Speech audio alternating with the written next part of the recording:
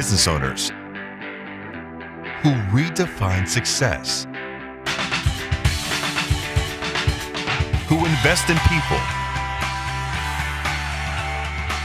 who give back to their community, are not simply business owners.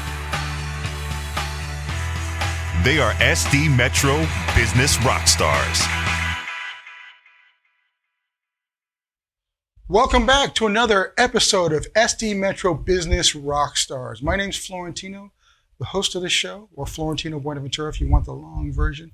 And we are here in another great day in sunny Southern California, in San Diego to be specific. Sorry folks, with the weather that's up and down, we've got great weather here.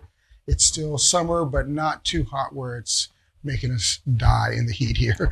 And we've got a show with a new friend, but a familiar name, as I mentioned before, Jennifer Barnes from Optima Office. She is the CEO, and we just have that in common where one of my best friends in the world is named Jennifer Barnes. So now I got a new great friend in Jennifer Barnes. Awesome, love it. So thanks for joining us on the show, Jennifer. Thank you for having me. Appreciate it. You are more than welcome.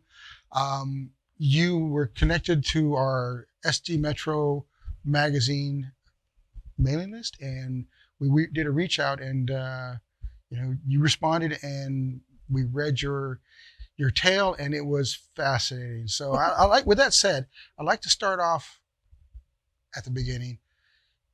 You are in the accounting business, and all of a sudden you have this great idea for how an accounting business and then also other office supports can come about. So tell us your story.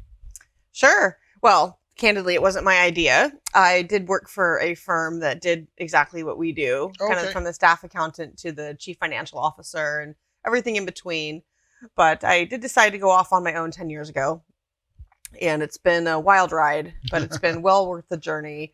We do everything from the bookkeeping role to the month-end close and financials and reporting. But we also do human resources, which has really, really been picking up these days, especially with the way California laws are. You need a lot of that. It's challenging. And then, are you finding, like everyone else, a challenge finding, I guess you don't do, you're not looking for people, but you're managing those people. Well, we hire 2 people a month on average. Okay. We've got about 90 employees currently, a little over 90 employees, all W-2s, no contractors. And we actually don't have that hard of a time hiring. Oh, wow. We have one best place to work, at least between my 2 companies. I started one company and then I kind of transitioned to a second company 4 years ago. And 7 years in a row now of best place to work. We have pretty high retention. My vision is to have the highest retention in the entire industry, which I'm pretty sure we've accomplished. Right now, we're about 80+% That's retention amazing. with like our I said, employees. especially in this economy where it's hard to find employees. So that's how does that work? So you're hiring people to work for companies that you have as clients, or?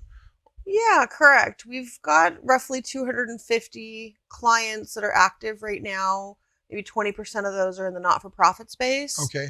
And a controller, we have 30 controllers. Yeah.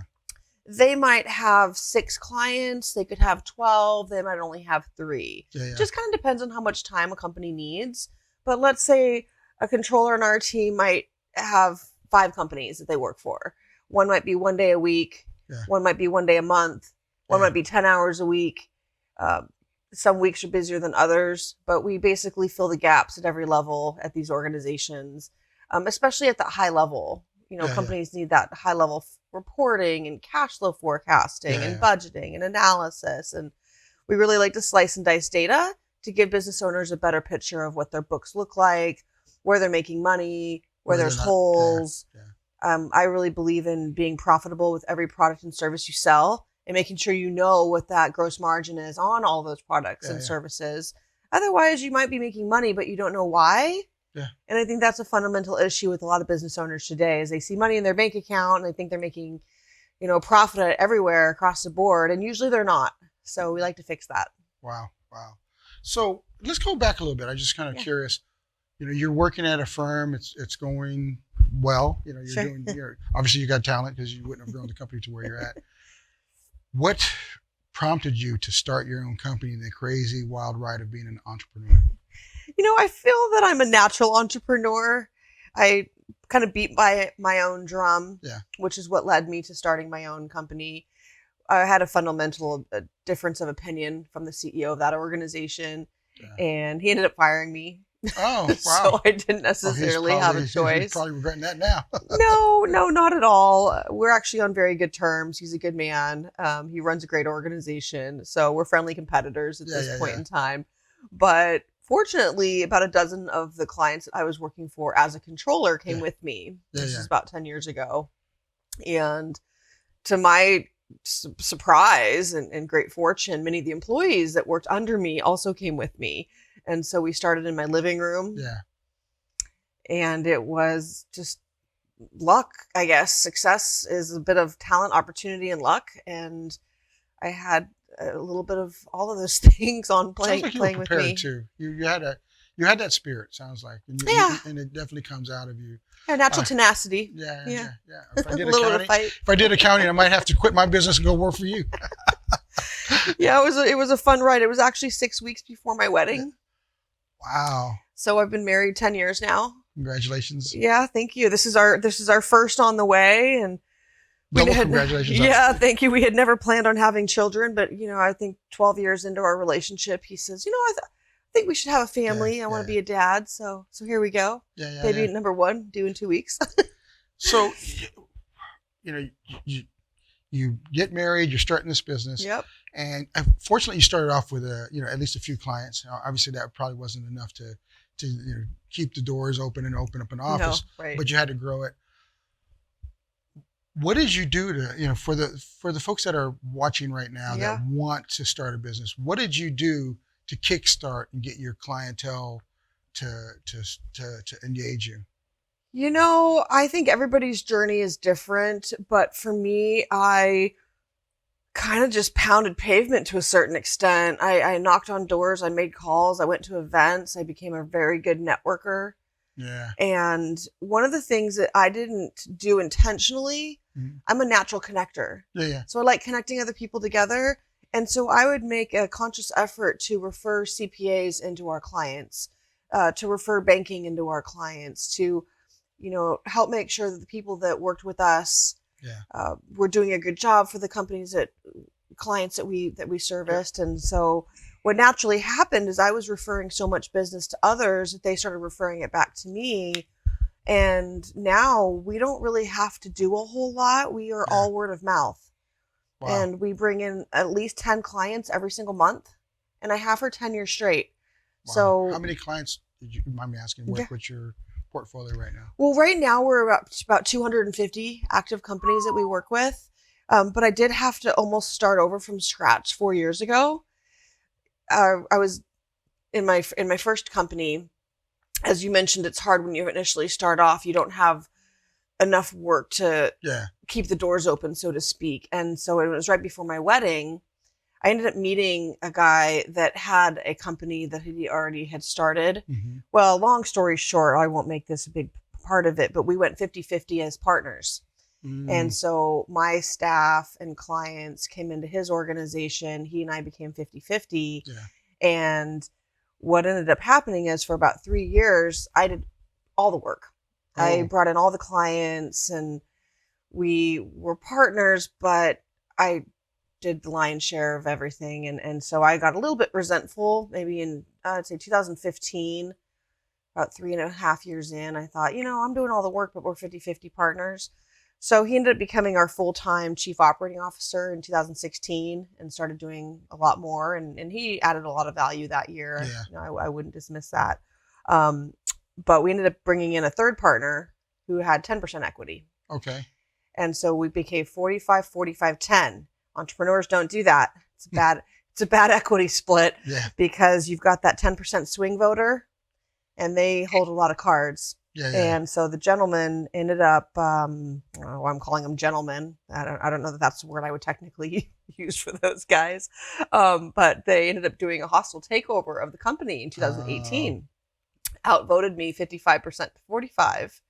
literally had me walked out with security, Yeah. set me up. That's I walked home that day and basically had the company stolen out from under me, even though I had put in all the effort, and we had close to 300 clients at that time, maybe doing around 6.5 or so million in revenue, about 80 wow. plus employees. Well, I ended up 3 days later starting Optima. A little over 25 employees came with me. I opened up an office right across the street from the guys. A year and a half later, I ended up winning in court, and they had to buy out my 45% equity of their company. Yeah. And so I had to kind of start over. I call it a bit of a rebrand, Mm-hmm. but it was the biggest blessing that I've ever had in my entire life. Yeah, because now I own 100% of Optima, and we are actually twice as big as my first company ever became. We have more employees, more revenue. Yeah. It was really an amazing journey that I had to go through. It was torturous at times, but coming out on the other end ahead was more than I could have ever asked for. But had I continued for 10 years with the same organization, we'd probably have more like 500 plus clients, which is why I share that there was a bit of a reset. No, I totally understand that. And that's why you are a rock star in the business world, because it's that type of indomitable spirit that drives the entrepreneur. Yeah. The road to a successful entrepreneur is paved with challenges and sometimes failure. Yeah. And you kind of, and learning lessons, don't do that 10%. Yeah. Gosh. I at one point in time, I would like Optima to become an ESOP, an employee stock ownership plan company. Yeah. And I'll likely start with 30% of the organization and make it an ESOP, and I'll own the other 70.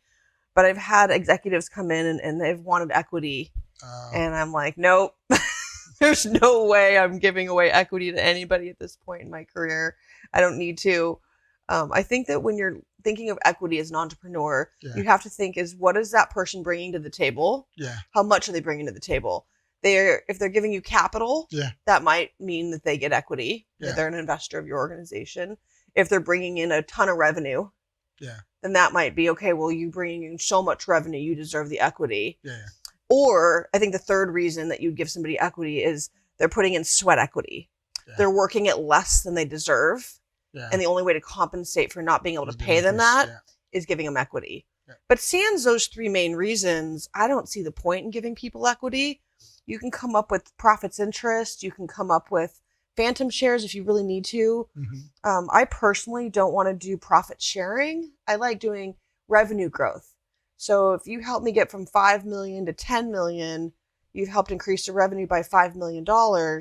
Then I'd like to give you a portion of that as a payout, maybe like a long-term incentive plan. Yeah.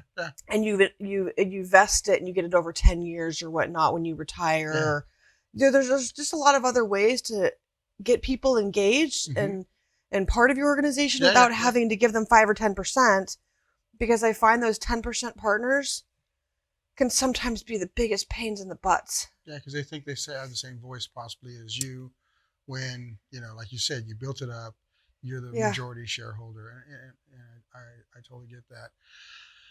I want to kind of go to something you were saying earlier. One of your biggest outreaches is to hire people.